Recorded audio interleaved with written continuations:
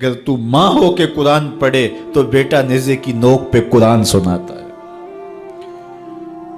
سیدہ طیبہ طاہرہ ظاہرہ عابدہ ساجدہ راکعہ سیدہ فاطمہ الزہرا رضی اللہ تعالی عنہا کا اسوہ مخدرات اسلام کے لیے، ہماری بہنوں بیٹیوں کے لیے مکمل کامل اور اکمل نمونہ ہے۔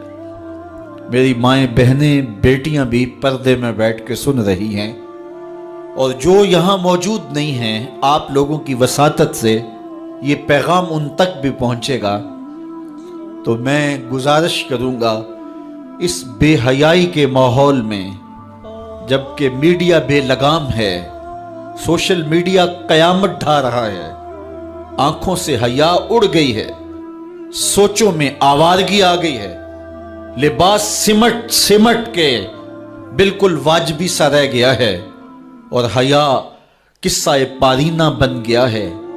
یہ اڑتے ہوئے آنچل، لہراتے ہوئے دوپٹے اور جو ہے وہ بکھرے ہوئے بال، یہ حیا کے جنازے سڑکوں کے اوپر گھومتے ہوئے، اور بازاروں میں صنفی آزادی اور جنسی بے رہروی اور جو کچھ ہم دیکھ رہے ہیں، تو آج ہم سیدہ فاطمہ الزہرا کے کردار کو خضر راہ بنائیں۔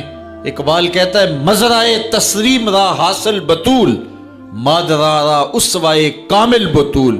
مزرعے تسلیم کی کھیتی کا جو حاصل ہے، جو پھل ہے، وہ سیدہ فاطمہ ہے، اور ماؤں کے لیے کامل نمونہ سیدہ فاطمہ الزہرا رضی اللہ تعالی عنہا ہیں، جن کے آنچل کو مہر و ماں نے بھی نہیں دیکھا تھا۔ خادم کی شوہر کی خدمت بھی کرتی ہیں، بچوں کی تربیت بھی کرتی ہیں۔ آسیہ گردان و لب قرآن سرا، ادھر چکی بھی چل رہی ہے اور لبوں پر قرآن کے نغمے بھی جاری ہیں۔ آسیہ گردان چکی چلا رہی ہیں، واللب قرآن سرا، اور اقبال کہتا ہے لبوں پر قرآن کے نغمے جاری ہیں۔ جب لبوں پہ قرآن کے نغمے ہو اور آٹا پیسا جا رہا ہو، تو پھر وہ گندم اور وہ آٹا جب بچے کھائیں گے تو پھر حسین ابن علی کے کردار ہی پیدا ہوں گے۔ لیکن تھرکتی تصویریں اور نیم برہنہ شکلیں اور کانوں میں جو ہے وہ میوزک کی آوازیں، اور ماں اس ماحول میں بچے کو دودھ پلا رہی ہو، تو بچہ حسین ابن علی کا جان نشین تو نہیں بنے گا۔ کوئی اداکار تو بن سکتا ہے، کوئی گلوکار تو بن سکتا ہے، لیکن حسین ابن علی کا جان نشین نہیں بنے گا۔ تو ماؤں کو کامل اکمل نمونہ سیدہ فاطمہ الزہرا کا اختیار کرنا چاہیے، اس نمونے کو لے کے اپنی زندگی میں اتارنا چاہیے۔ آج ہم دلیلیں دیتے ہیں، میڈیا سے دلیلیں سنتے ہیں، اسلام تنگ نہیں ہے، تم نے اسلام کے دائرے کو تنگ کر دیا ہے۔ میں ایک ہی بات کہا کرتا ہوں، یہ دلیلیں دینے والے سوچیں کہ رسول خدا کی بیٹی کے پردے کا عالم کیا تھا۔ بس ہمارے لیے وہ نمونہ ہے، وہ کامل اور اکمل نمونہ ہے، اور ہم نے اپنی زندگی اس نمونے کے مطابق گزارنی ہے۔ سیدہ پاک سلام اللہ علیہا کو اس بات کی فکر رہتی تھی کہ ساری زندگی تو میں نے اپنے پردے کی حفاظت کی، مرنے کے بعد جب پٹڑے کے اوپر ڈال کر کے لے جایا جاتا ہے لاش کو، تو اس وقت جسم جھلکتا ہے، چھلکتا ہے، تو بے پردگی ہوتی ہے۔ تو زندگی میں تو انسان اپنے پردے کی حفاظت کر لیتا ہے، لیکن جب جنازہ اٹھتا ہے تو اس وقت عورت کے جسم کی ڈیل ڈول ظاہر ہو جاتی ہے، اگرچہ اس کے اوپر پردہ پڑا ہوتا ہے۔ اور یہ سخت فکر مند تھی اور بات بھی کرتی تھی۔ حضرت اسماء بنت امیس رضی اللہ تعالی عنہا سیدہ پاک کے پاس بیٹھی تھی، اور یہ وہ خاتون ہیں جنہوں نے حبشہ کی جانب ہجرت کی تھی۔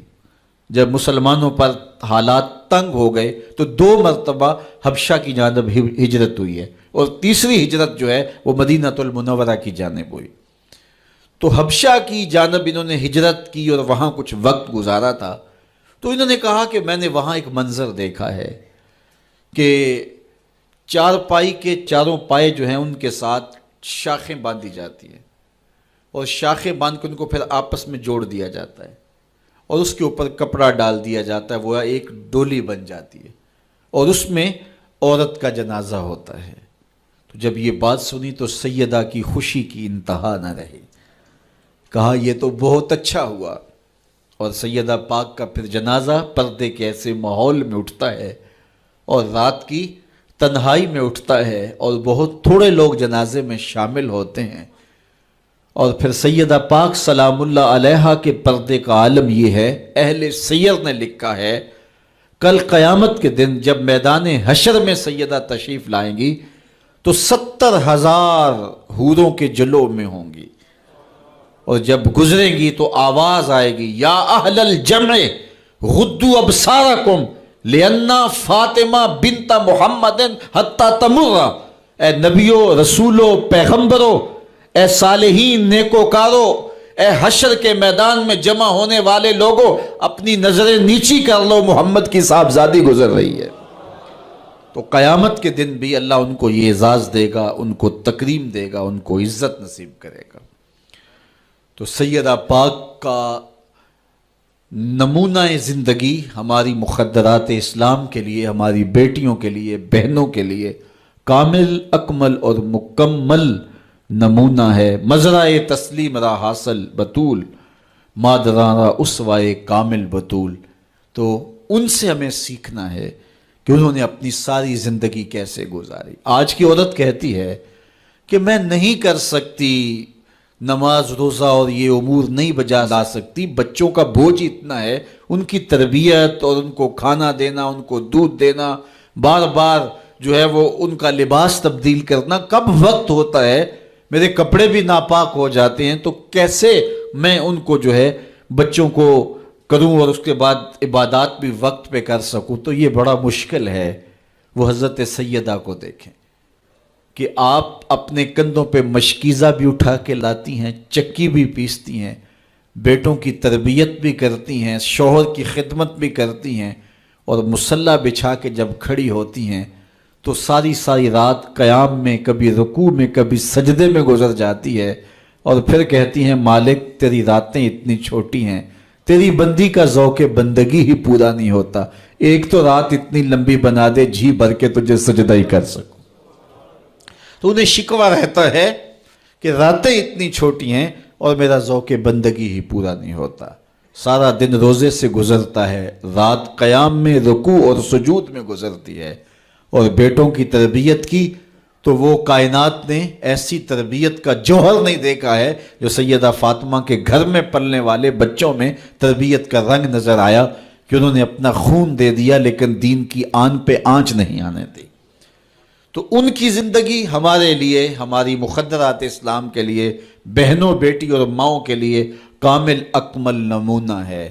میری بہن، میری بیٹی، تو مغرب کی ٹینو نہیں ہے، تو مشرق کی بیٹی ہے، تو کوئی دیا نہیں ہے کہ جس کو جو چاہے اٹھا کے لے جائے، تو گھر کی رونق ہے، عزت ہے، آبرو ہے، تو سمٹ جائے گی تو معاشرہ پھیل جائے گا، اور تو اگر گھر میں سمٹ کے بچوں کو سنبھال لے گی تو امت بحر و بر پہ قابض ہوگی، لیکن اگر تو گھر کو نہ سنبھالا تو پھر امت کبھی بھی بامراد اور کبھی بھی سرخرو نہیں ہو سکتی۔ اگر پندے ز درویش پذیری، ہزار امت بمیرت تو نہ میری، بطول باش و پنہا شو ازیں اثر کہ در آغوش شبیر بگیری۔ اقبال کہتا ہے کہ اے امت مسلمہ میری ایک بات مان لے، ہزار امت مر جائے گی، امت مسلمہ تجھے موت نہیں آ سکتی، اور وہ کیا ہے؟ اللہ اکبر، بطول باش، قوم کی بہن سے، بیٹی سے، ماں سے مخاطب ہو کے اقبال بولتے ہیں بطول باش، بطول بن جا، وہ پنہا شو ازیں اثر، اور زمانے کی آنکھ سے پوشیدہ ہو جا، پھر در آغوش تو شبیر بگیری، پھر تیری آغوش میں بھی حسین ابن علی کے جانشین پرورش پائیں گے۔ تو اپنے آپ کو سمیٹ کے اس کردار کے سانچے میں ڈال لیا جائے۔ عورت کا دائرہ کار گھر ہے، چار دیواری ہے، اور اس چار دیواری کے ماحول کو آسودہ رکھے، وہ باہر نکل کر کے جو ہے وہ گھر کی ذمہ داریوں سے دستبردار نہ ہو۔ یہ ذمہ داریاں مرد کی ہیں کہ وہ باہر نکلے اور ضروریات کو فراہم کرے۔ عورت کی ذمہ داری چار دیواری کی ہے، اس چار دیواری کو رونق بخشے، اور تربیت پر نئی نسل کو بہتر بنانے کے لیے اپنی ساری صلاحیتیں صرف کر دے. ساری زندگی میں ایک اس کا بچہ بھی اگر قوم کو مل گیا تو قوم کی تقدیر بدل دے گا. مائی راستی ہیں یا ام الخیر ہیں، انہوں نے ایک بچے کی تربیت کی. آج مائیں کیوں نہیں کر سکتی؟ بابا فرید کی ماں بیٹے کے مزاج کو سمجھتی ہیں کہ یہ شکر کو بہت پسند کرتا ہے تو شکر کی پڑیا مصلے کے نیچے رکھ دیتی ہیں، اور بیٹا مصلہ اٹھاتا ہے تو نیچے شکر کی پڑیا ملتی ہے. روز ڈیوٹی دیتی ہیں، اور بیٹا شوق سے نماز پڑھتا ہے، بعض میں شکر کی پڑیا بھی ملے گی.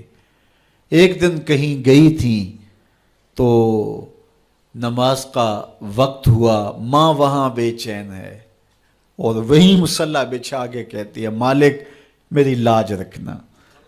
آج بیٹا مصلہ اٹھائے اور اس کو شکر کی پڑیا نہیں ملے گی تو راز کھل جائے گا، تو بیٹا کہیں بدظن نہ ہو جائے. اس کا گمان یہ ہے کہ مالک اپنی کرم نوازیوں سے یہ پوری مجھے ڈائریکٹ دیتا ہے، درمیان میں کوئی نہیں ہے. اللہ اکبر. خیر ماں واپس پلٹی اور سب سے پہلے تجسس بھری نگاہ سے بیٹے کو دیکھ رہی تھی کہ بیٹا کوئی شکایت تو نہیں کرتا، لیکن فرید بیٹے کے لب پہ کوئی شکایت نہیں تھی. خیر ماں نے پوچھ لیا بیٹا نماز پڑھی تھی؟ کہا اماں نماز پڑھی تھی، لیکن آج جو شکر ملی ہے اس کا چس ہی کوئی اور تھا، اس کا ذائقہ ہی کوئی اور تھا.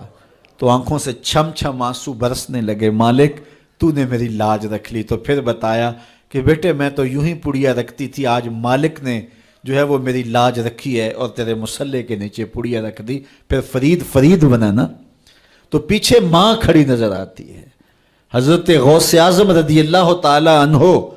اگر غوث اعظم ہے تو ان کے جبے میں 40 دینار ماں سی رہی تھی نا، اور ساتھ نصیحت کر رہی تھی کہ بیٹا جو بھی ہو جھوٹ نہیں بولنا ہے. پھر ڈاکوؤں کو بتا رہے ہیں کہ 40 درہم تو میرے پاس بھی ہیں. تو ڈاکو کہتے ہیں عجیب کہانی ہے، بھلا کو ڈاکوؤں کو بھی پیسے بتایا کرتا ہے. کہا میری ماں نے کہا تھا جھوٹ نہیں بولنا، جو بھی ہو جائے لیکن جھوٹ نہیں بولوں گا. اب ڈاکو شرمندہ ہو کے بولتے ہیں یہ ماں سے جھوٹ نہیں بولتا، ہم رب کا حکم نہیں مانتے. اور یہ پہلے لوگ تھے جو حضرت غوث اعظم کے ہاتھ پہ جو ہے وہ توبہ کرنے والے تھے. اللہ اکبر. قطب الدین بختیار کاکی جب درس گاہ میں جاتے ہیں، استاد پڑھاتا ہے الف لام میم ذالک الکتاب، پورا پارہ سنا دیتے ہیں. دوسرے پارے کا آغاز ہوتا ہے سیقول السفہاء من الناس، بچہ سارا پارہ سنا دیتا ہے. تیسرا پارہ، چوتھا پارہ، 14 پارے سنا دیے. کہا یہاں سے شروع کرو، سبحان الذی اسری بعبدہ.